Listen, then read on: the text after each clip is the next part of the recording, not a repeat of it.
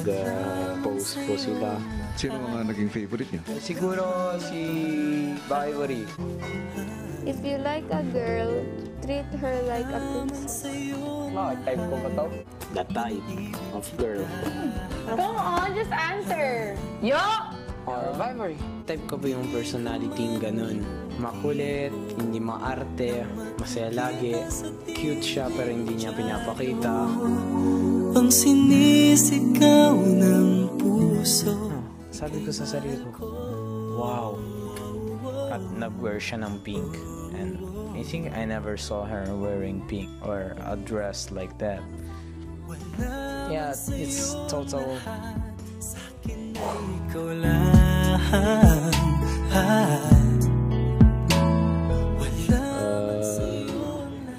Yeah, I like it.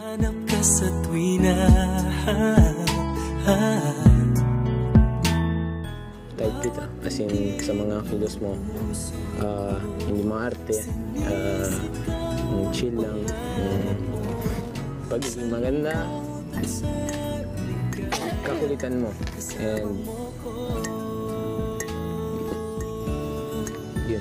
Ang mundo ko ay naging masaya. Salamat sa Diyos, nakilala kita. Buong buhay ko'y nag-iba. Kumaan talaga. Ganito pala pag nagmamahal. Sinta.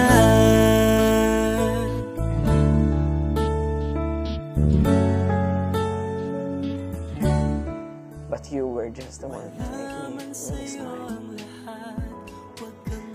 Even if I don't think about it, you will always make me smile.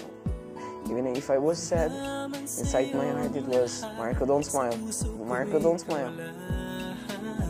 Every time that I see your face, it's like, oh, I don't have problems anymore.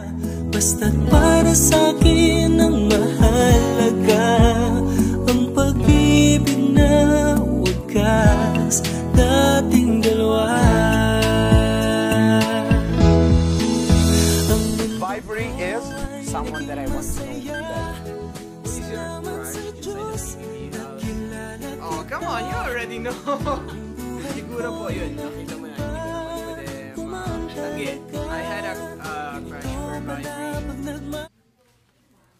And I still have. Important siya sa'yo.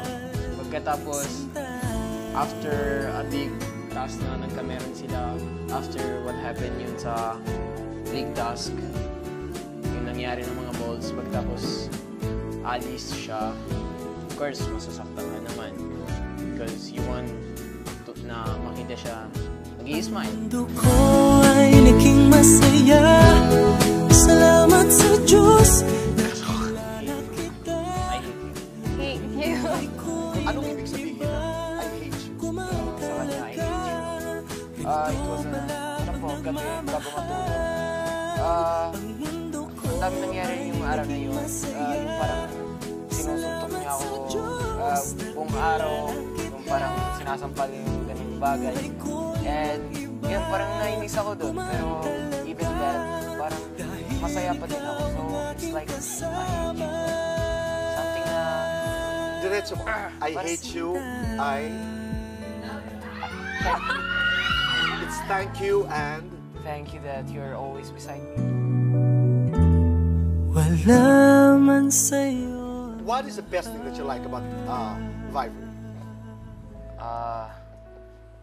She's true.